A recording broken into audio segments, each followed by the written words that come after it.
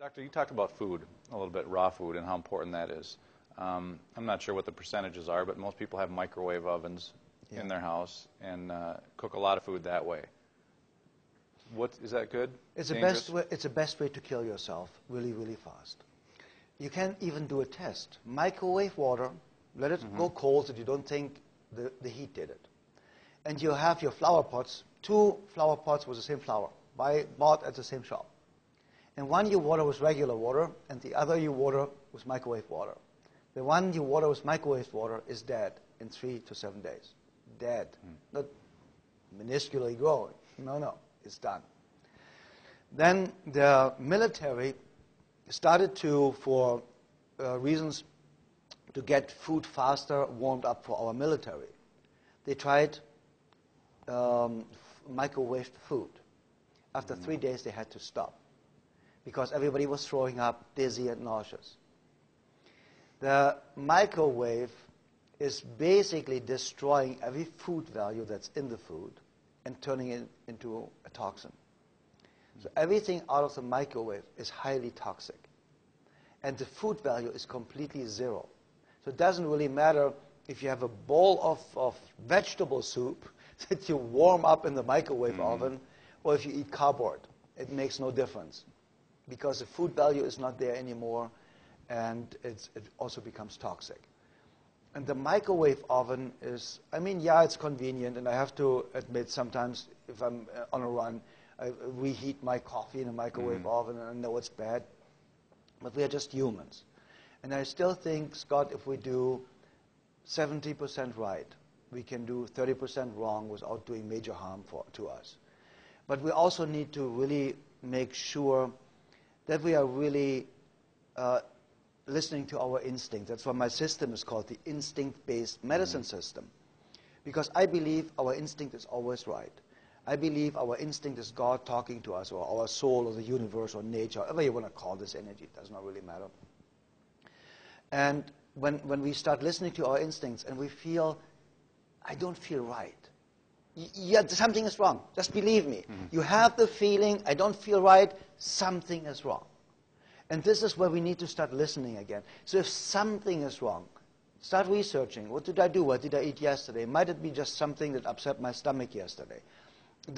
Should I just eat, I don't even know really, in Germany you have Zwieback. It's kind of like, you give it to babies. It's this hard kind of like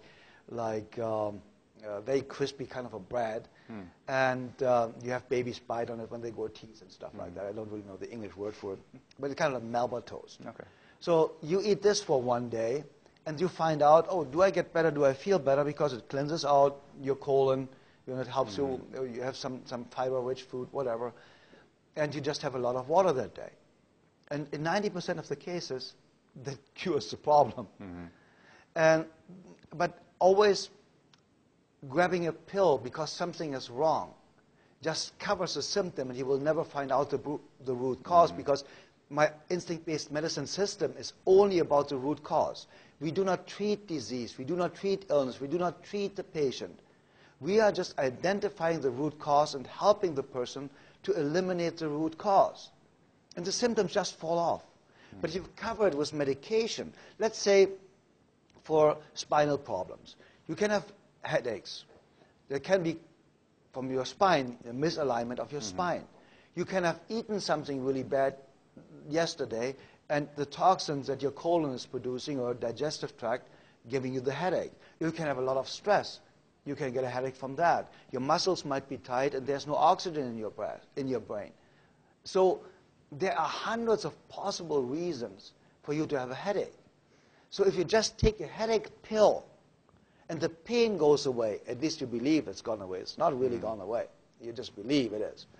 It just covers the information flow. It breaks the information flow from your nervous system to your brain, telling you there is pain. That's all it does. It doesn't get rid of the pain. But now you will never really research where did it come from. What food shouldn't I eat? What food do I eat? Every single time I eat this, I get a stomach ache, or I get a headache, or I get dizzy. We never get there because the medication covers the symptoms. So we think we are cured. It's like people say cancer patients are in remission after treatment. No, they're not. they are dead to 90%, and no body function is there any longer. So the cancer doesn't grow at the moment, and the good stuff doesn't grow at the moment. So there's no healthy cell replacement, but there is, of course, no replacement of or growth of the cancer cells, because the treatment killed the entire body to a point where you barely survive. That's why it says on the chemotherapy side effects, death as a side effect.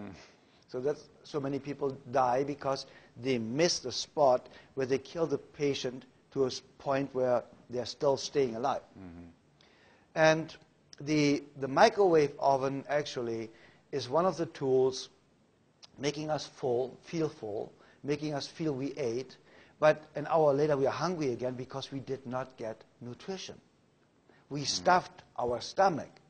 And now we are creating possibly diabetes, because our pancreas has to produce all these digestive enzymes now for us to be able to digest the dead food, because now there are no living enzymes in the food any longer.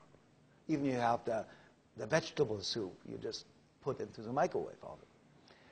And that's one of the main reasons also for diabetes. So the microwave oven could be one of the main reasons for diabetes, because we cannot digest what we eat. And I mean, eventually the body gets rid of it, but it's a huge effort for the body to get rid of microwave food. So basically, Scott, the microwave oven is not something we should use. I mean, in an emergency situation, once in a while, I don't really think it does a big harm to us. But if I would not feel right, I would not do one single thing wrong, I would be fanatic about drinking a gallon of water a day with half a teaspoon of pink salt in it. I would be fanatic in a raw food diet. I would juice like crazy. You know, and people don't understand you can really detoxify your system with apple, carrot, celery juice in the morning, freshly made, of course, 1/3 each. If you're really highly toxic, you really get diarrhea. And people think it's a bad thing. No, it's not. You are so toxic that the body is using the first opportunity to get rid of the toxins in an instant. It's just flushing you out. So it just tells you how toxic you are.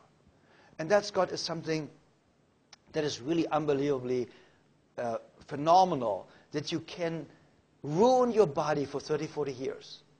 And you do for a couple of weeks the right thing, and we are healthy again. This is so phenomenal. My message of hope, you know, people say, you give people hope. Yeah, I give people hope because I know, I have seen it happen. I have seen people coming into my office saying, I have 3 months to live, 6 months to live, 9 months to live.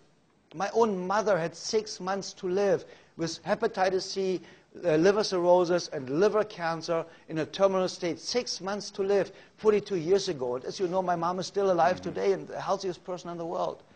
And I can tell you that because I've seen it. The most important part is you need to talk to people that are producing results or produced results on a consistent basis. Never talk to somebody like a economy professor that never made $1 million in his life teaching you in university how to be rich. That's absurd. You know, I spent more money in a year in restaurant tips than they make. So this guy wants to tell me how to make money? No. I made the money before, from coming from starvation, from coming from a family from refugees after the Second World War. And I knew what it means to have nothing to eat, because there were days where we had nothing to eat. So I made my success. I made my money. I wrote 19 best-selling books. If you want to write a best-selling book, talk to me. I wrote 19 of these. I have worked with over 66,000 patients.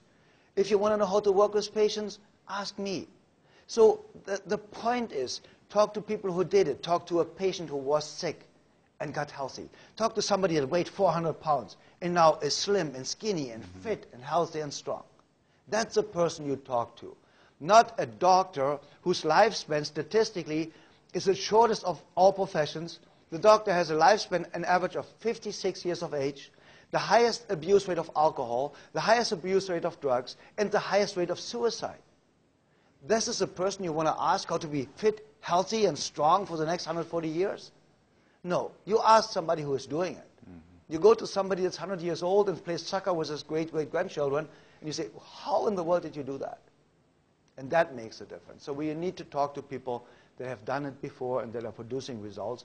And to conclude this, stay away from the microwave oven. And if you have children, throw the microwave oven out of the window, because they are microwaving everything, and they are killing themselves.